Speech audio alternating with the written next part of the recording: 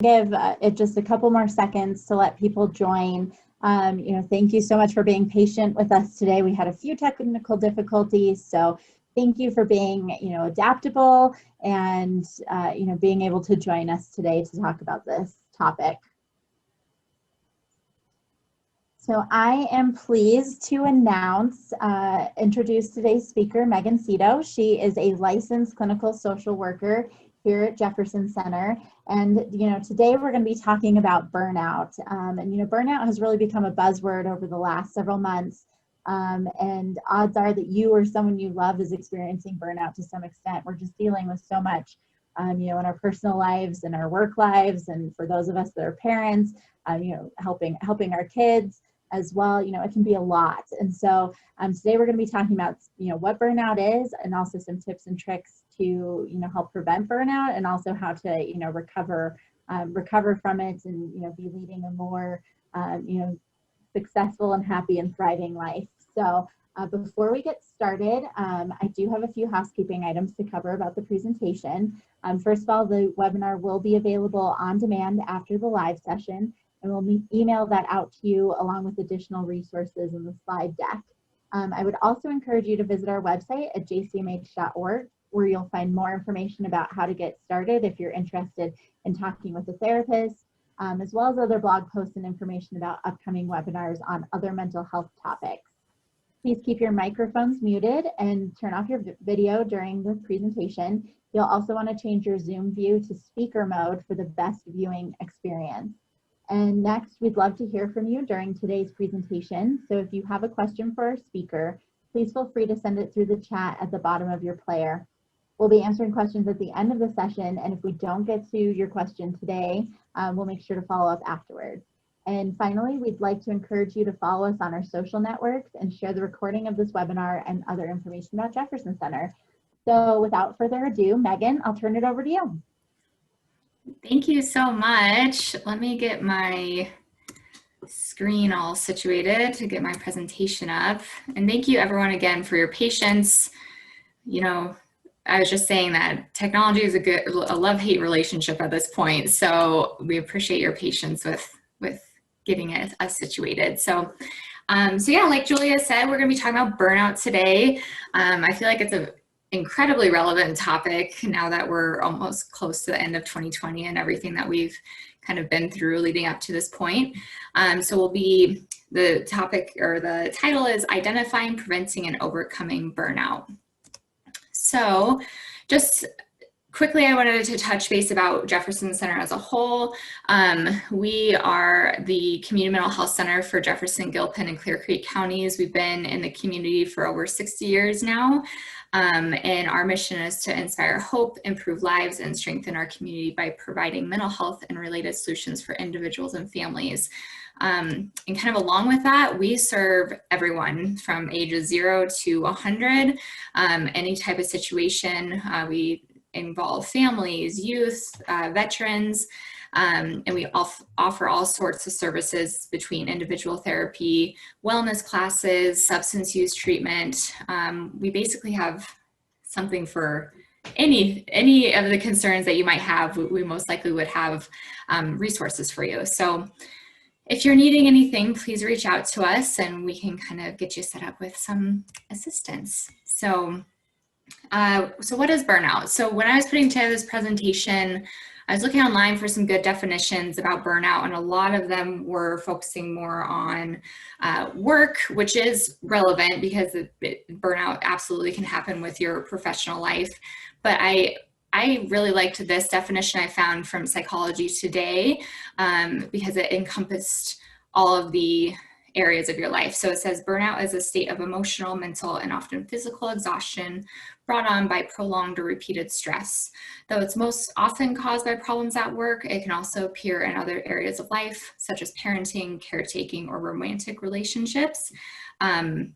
This could not be more true with 2020 and everything that we've been dealing with online schooling and balancing working from home and teaching your kids. And if you're on the front lines of being a medical worker, that exhaustion comes quick.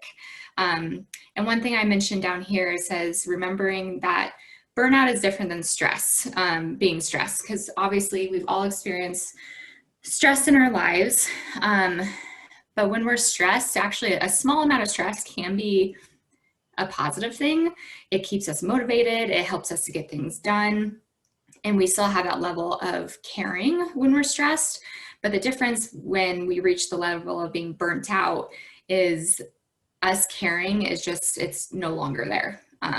Our motivation is gone. And kind of like the definition says, we are just so physically and mentally exhausted at that point that just nothing really matters.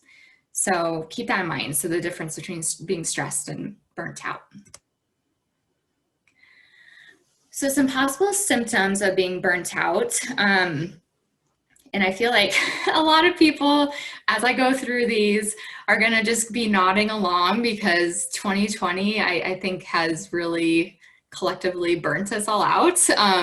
So just understand that if you are feeling these symptoms, that we have some tips and tricks on the next couple of slides to kind of combat these. And hopefully it can kind of get you the help that you need, and to also recognize that you're not alone in how you're feeling either.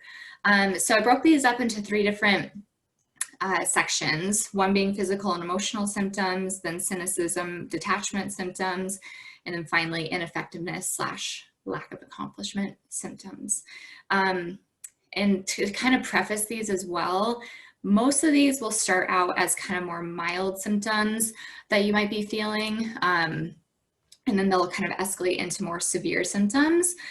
So being able to, and we'll talk about this later on in the presentation too, being able to do these self-checks for yourself to understand, like, okay, I'm starting to feel X, Y, and Z, like, let's nip this in the bud before it does escalate into something more severe.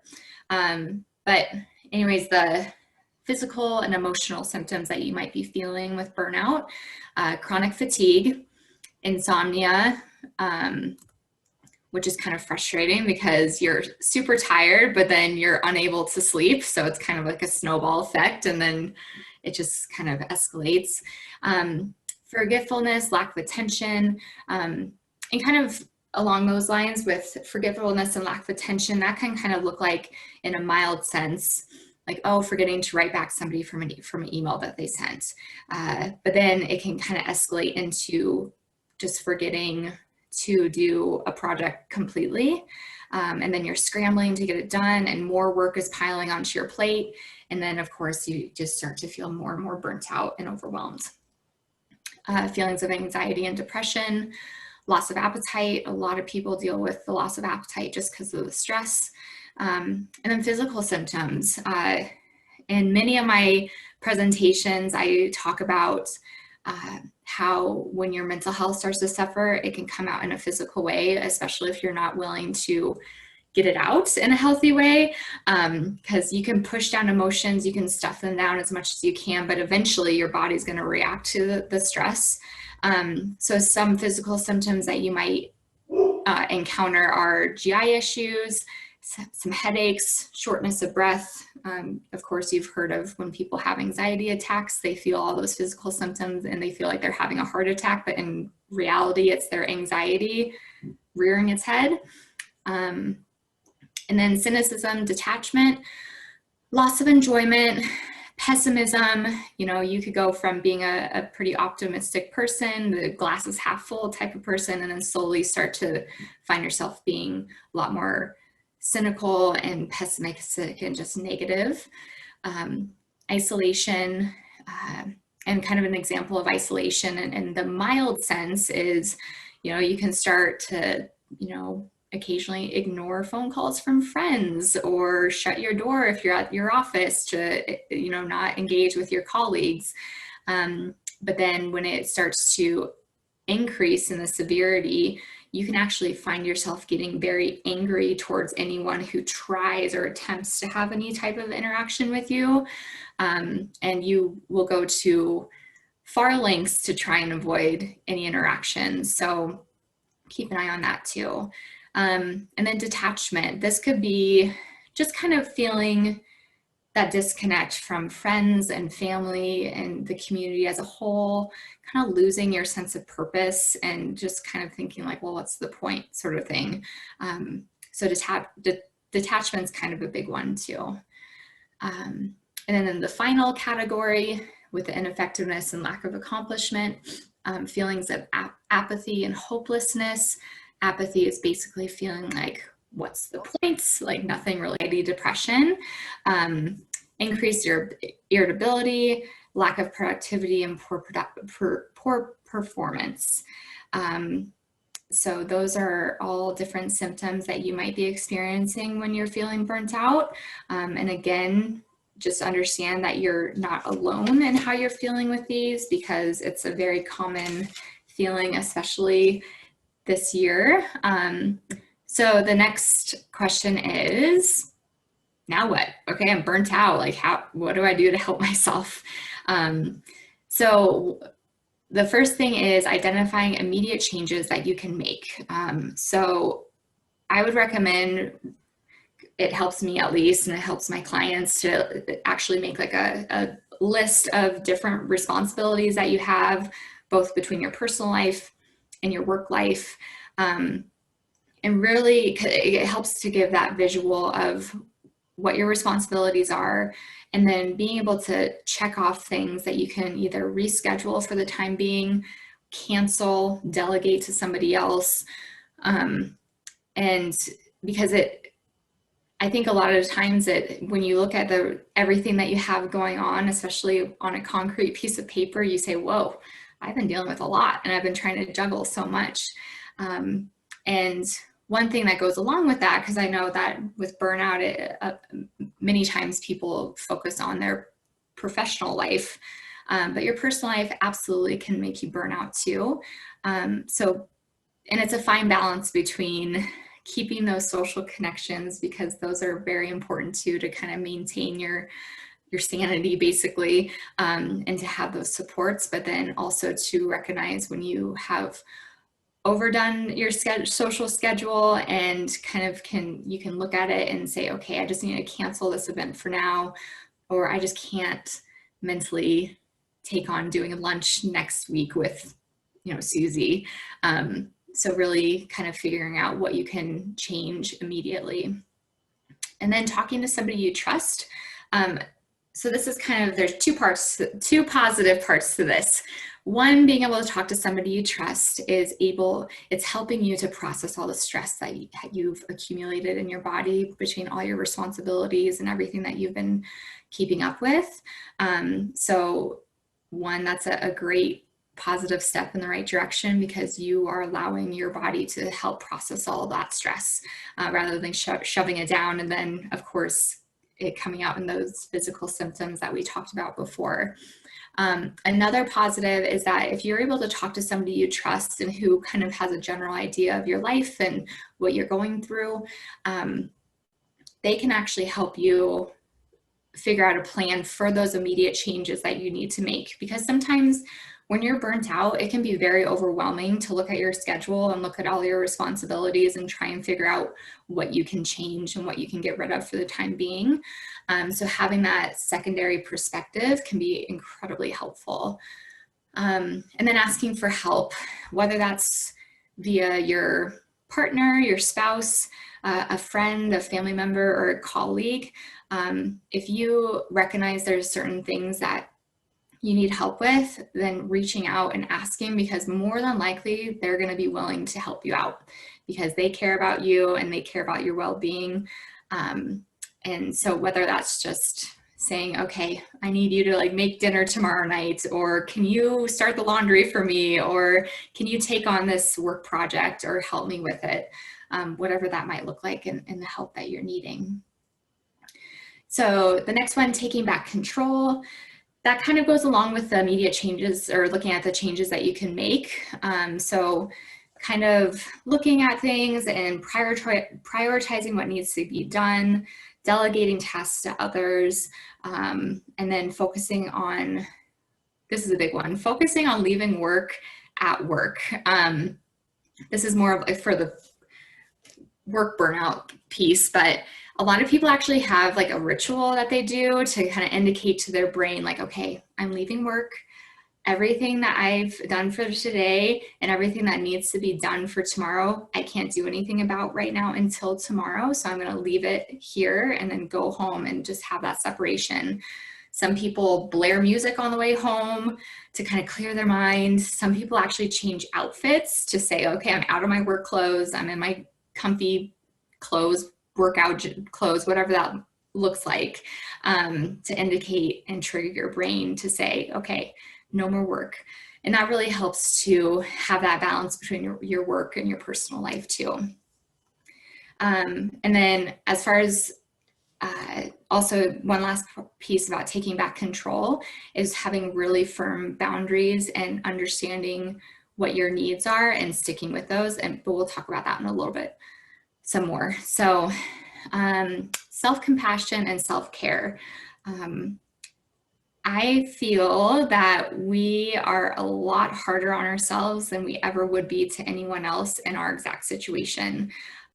So what I encourage people to do is talk to yourself the way that you would talk to a friend.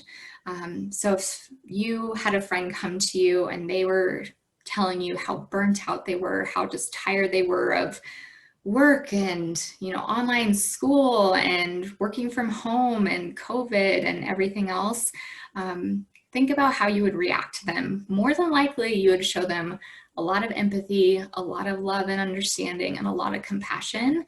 So I would encourage you to flip that around and give that to yourself too, because we are human and we can only take on so much responsibility and tasks before we break. So that's kind of where the burnout starts coming in. So just recognizing that you need to give yourself some grace and how much you can take on and what you might be feeling. So, and along with that, self-care. I am a huge advocate for self-care. I'm all about the bubble baths and going to the gym and taking walks because I understand that it's not necessarily something I want. It is something I absolutely need in my life, because otherwise I will drown. And that is relevant to everyone else too. So figure out certain things that you can do on a day-to-day basis that refill your cup. And self-care, part of it is physical activity. That's always a positive thing to do. And it doesn't have to be hours at the gym to get that self-care physical activity piece.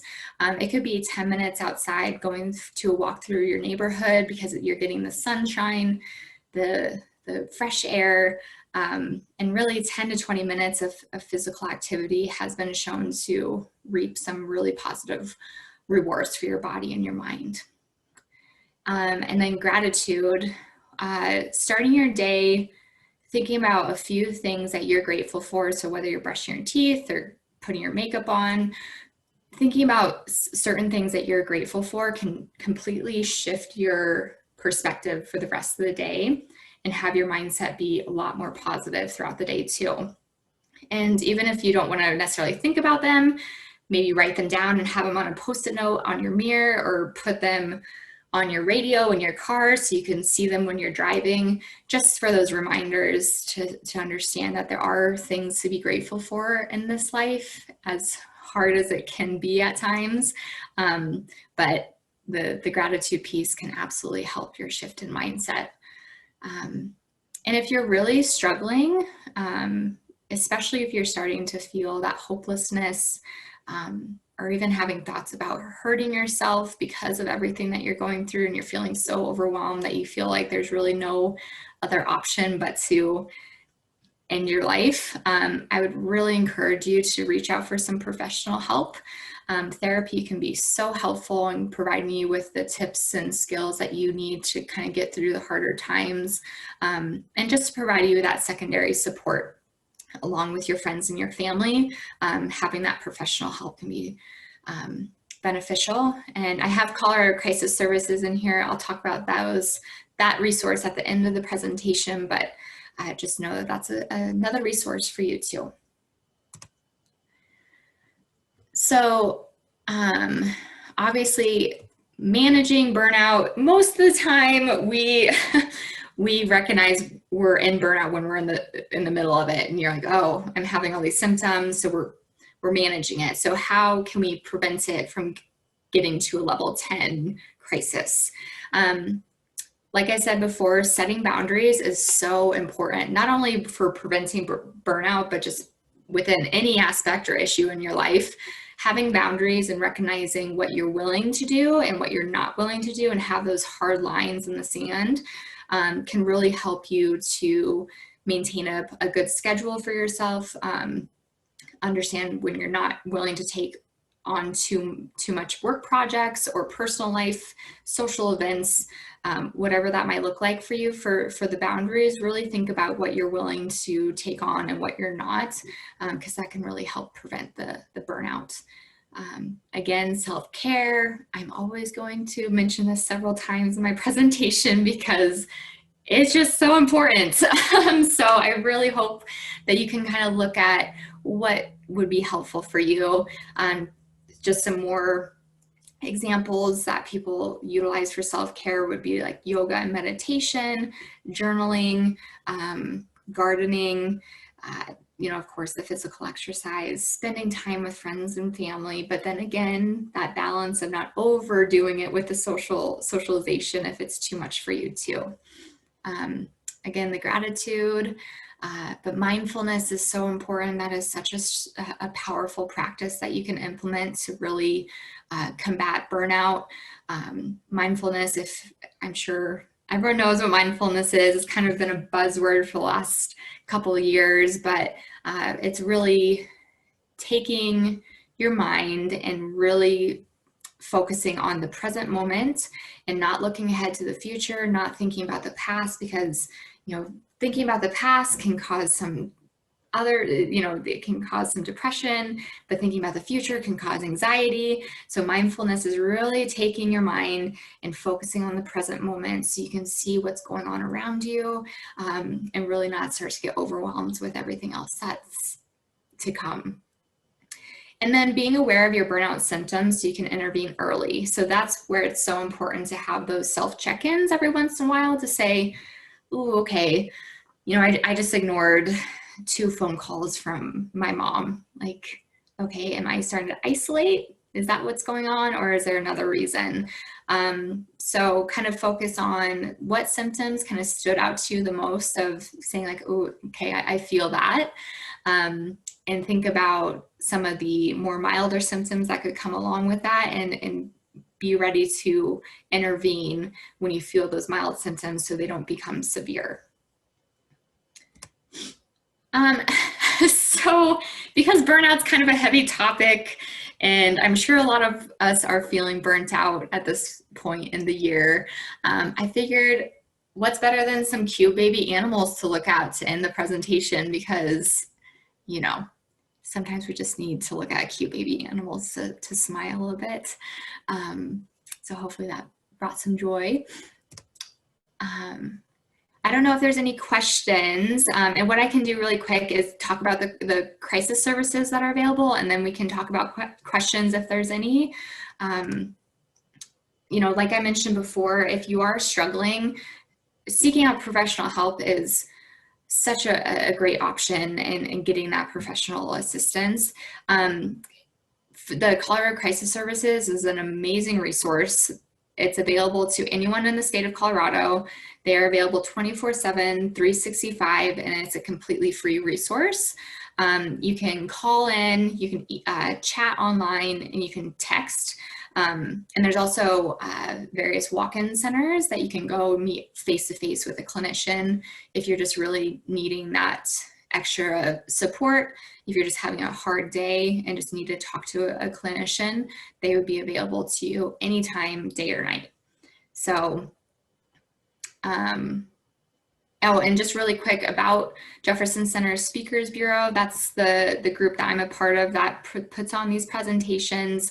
Basically, we're offering these presentations free to the community just so we can be helpful in different mental health topics. They're provided by a licensed professional. I'm a licensed clinical social worker. And then, yeah, like I said, all the presentations are on a variety of mental health topics and wellness topics. So hopefully they can provide some helpful tips and tricks for you guys.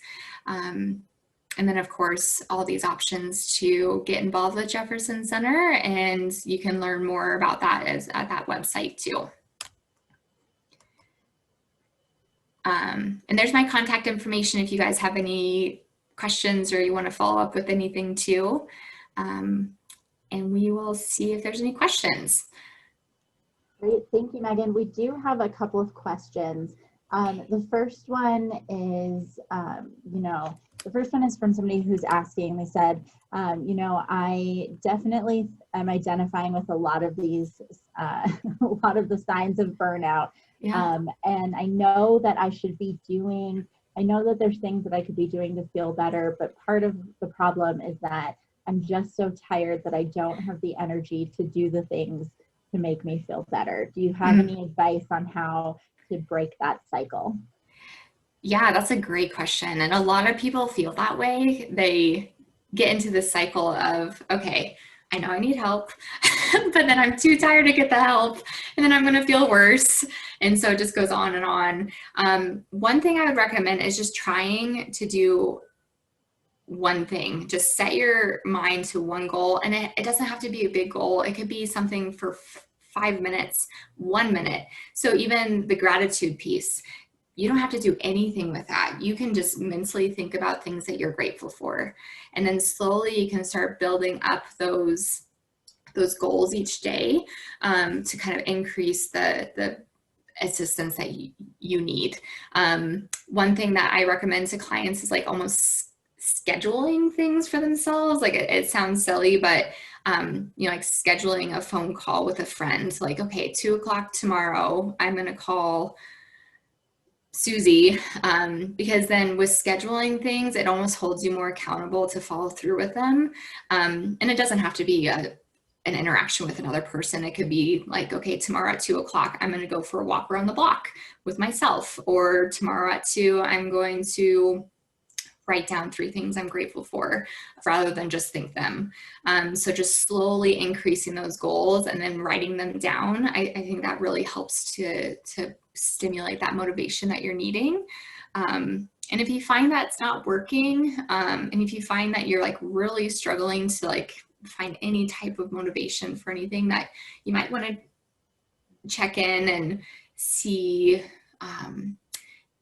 what maybe some therapy options might be to get that additional support, because you might be dealing with some extra depression on top of the burnout, and that can really make things hard to like get that initial motivation to get the help that you're needing, if that makes sense. Hopefully I think that's so great. Yeah, starting really small and then building on that. Sounds like it might make it a little bit more of a surmountable task. So our next question, the next question we got is, it says, my wife is a nurse, and so obviously she is working nonstop in a very, very stressful environment. And I know that she's burnt out. Do you have any suggestions for how I could support her? Well, tell her thank you, because I have nurses and first responders in my family, and I know how hard they're working. And so I completely understand the toll that it could be taking on her. I think it's really important to try and have a conversation with her if she's open to have that conversation, because everyone's needs are so different and they're so individualized. Something that could help me could be not very helpful for her. So I think first, like having that open communication to figure out what would be helpful for her. And I think just having that conversation to open that door up will be huge. And even if she's able to like write some things down, like, okay, what can I take off your plate? And that might be something as simple as, when the dishwasher is full, can you just empty it for me so I don't have to come home from my shift and see that I need to empty the dishwasher on top of everything else I did that day. Or it could be more of a physical act, like, it'd be really amazing if you could make a hot bath for me and I could just like get in it right at the end of the day. And, you know, so everyone has those different needs, and it kind of depends on their love language too. I'm a big component of like the love languages of how they accept love and how they give love.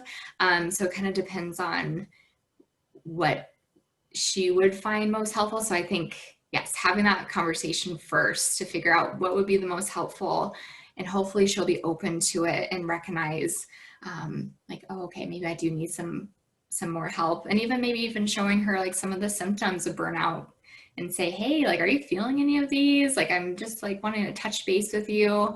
Because sometimes people don't really recognize they're burnt out until somebody tells them that they are, basically. Otherwise, they'll just kind of power through. Yeah, that's a really great suggestion about that it's different. What people's needs are different for everybody, and so that's a great idea to talk with the person, that your loved one or whoever it is that you're concerned about, to talk to them and find out exactly what would be helpful for them instead of just guessing. So that makes a lot of sense.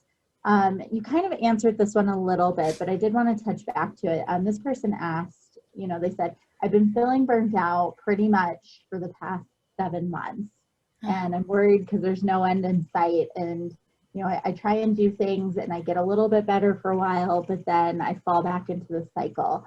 How do I know when it's time to reach out to get some professional help? Well, that's a great question, and I'm glad to hear that you're considering getting professional help. I don't know, from your situation, it sounds like now might be a good time because, like you said, there's really no end in sight. And if you're continuing to experience the falling into the same cycle over and over again, it might be beneficial to do something different, which would be getting some professional help to learn some additional tips and skills that you might not be utilizing right now, and hopefully to prevent you falling back into the same cycle, because we're not sure when all this is going to end, and being able to gain more skills and coping mechanisms that you can utilize until the end of this, I think that would be really important. So something to think about if you've continued to fall back into the same mindset, it might be worth looking into now. And it won't hurt anything, that's for sure. I'm all about therapy, so. Great, thank you. Well, I think that's all the questions that we have. So Megan, again, thank you so much for all of this information. I know I found it valuable, and I'm sure others did as well. And thank you again to everybody for attending our webinar today. I just wanted to remind you that no matter what you're facing in life, like if you're feeling, burnt out, overwhelmed, worried, or stressed, Jefferson Center is here for you. We are open, we're accepting new clients, and accessing care is easier than ever with virtual appointments. So you can visit our website at jcmh.org or follow us on Facebook for more resources and information. You can also reach us by calling 303-425-0300. And thank you all so much, and have a great day.